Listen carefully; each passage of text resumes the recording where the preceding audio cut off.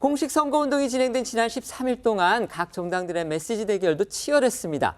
특히 선거가 가까워질수록 이 정책 대결보다는 상대방을 향한 공세, 이게 주를 이뤘다고 볼 수 있고요. 또 막말을 자제하자 이렇게 했던 여야 대표들이 직접 앞다퉈서 네거티브 전면전을 주도하는 그런 양상도 나타났습니다.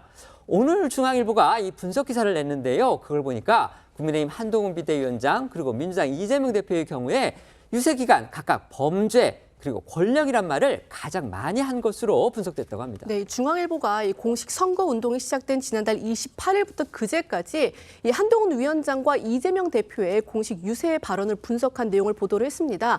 전반적으로 한 위원장은요, 유세에서 2조 심판, 그러니까 이재명 대표와 이 조국 혁신당 조국 대표에 대한 심판을 강조한 반면에 이재명 대표는 윤석열 정권 심판을 내세웠다고 하는데요. 이 구체적인 단어를 좀 살펴보면요, 한 위원장은 범죄라는 단어를 한 800개 가까이 사용을 했다고 합니다. 다음으로는 이 조국 대표와 이재명 대표를 가장 많이 언급한 것으로 나타났고요. 반면에 이재명 대표는요, 권력이라는 단어를 가장 많이 사용을 했고 다음으로는 정권 등이 뒤를 이었는데 참고로 한동훈 비대위원장의 이름을 언급을 하지 않았다고 합니다. 아무래도 이 정권 심판 구도를 좀 이어가기 위한 그런 것이 아니냐, 의도가 아니냐라는 분석이 나오는데요. 이런 두 사람의 메시지 대결은요, 이 공식 선거운동 첫날부터 극명하게 드러났습니다. 다시 들어보시겠습니다. 나라를 망치고 국민을 배반한 윤석열 정권에게 이제 주권자가 민주공화국의 주인이 심판할 때가 됐습니다. 윤석열 정권 심판은 대한민국 정상화와 민생 재건의 출발점입니다. 더불어민주당은 국민의 압도적 심판 의지를 확실하게 실천하는 유용한 도구가 되겠습니다. 여러분, 범죄자들이 여러분을 지배하시길 바랍니까? 이재명, 조국 대표들은 그 속내를 숨기지 않습니다. 우리가 이렇게 편이 많은데 니들이 어쩔래? 라면서 뻔뻔하게 나옵니다. 뻔뻔한 범죄자들이 지배하는 나라에는 미래가 없습니다. 범죄자들의 지배를 막자는 게 네거티브 같습니까? 아닙니다. 2조 심판은 민생입니다. 이번 총선 기간 각 정당들의 메시지, 이게 유권자들한테 과연 얼마나 먹혀 들었는지 또 유권자들은 그걸 어떻게 받아들였을지 궁금한 부분 중에 하나입니다. 자, 이번에 여야 대표들이 낸 메시지들 어떻게 평가하십니까?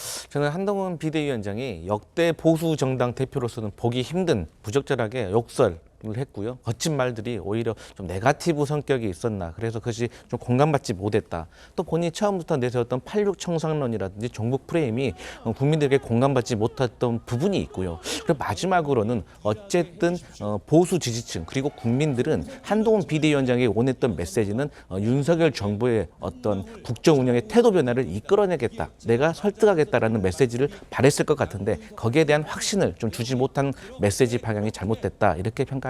네.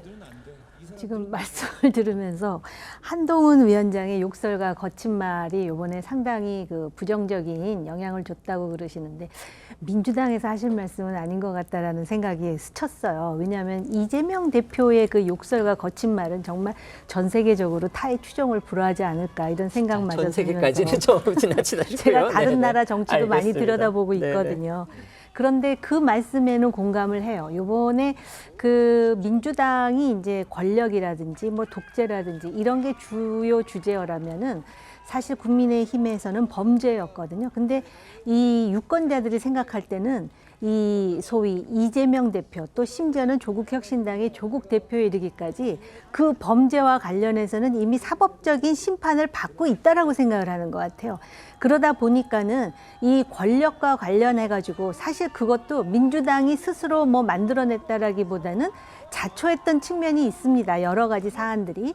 그런데 바로 그 권력과 관련해 가지고는 그 심판 논리가 어느 정도 작동했다. 그런 데다가 사실은 대선 그 이후에 이루어지는 총선은요, 반드시 중간평가 내지는 권력 심판의 성격을 가지고 있는데 오히려 그 권력 심판을 정당화하는 소재를 민주당이 아닌 소위 그 대통령과 관련된 정부라든지 이런 데서 일정 정도 제공했다라는 거에 대해서 굉장히 한동훈 위원장이라든지 여당이 답답해하지 않았을까 이런 생각은 듭니다. 송 변호사님은 이재명 대표가 냈던 메시지들에 대해서 어떻게 들으셨습니까?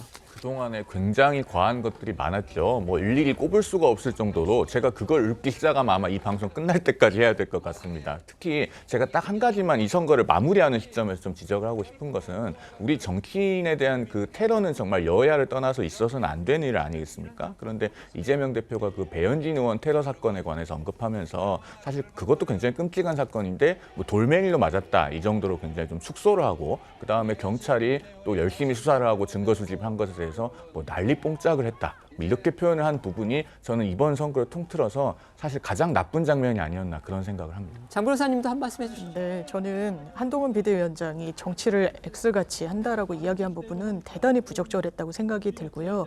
그리고 본인이 이 정부의 초대 법무부 장관이었는데 국민 눈높이에 맞지 않는 이번 정부 나에게 책임이냐고 물을 수 있냐라는 취지로 유권자들한테 반문했습니다.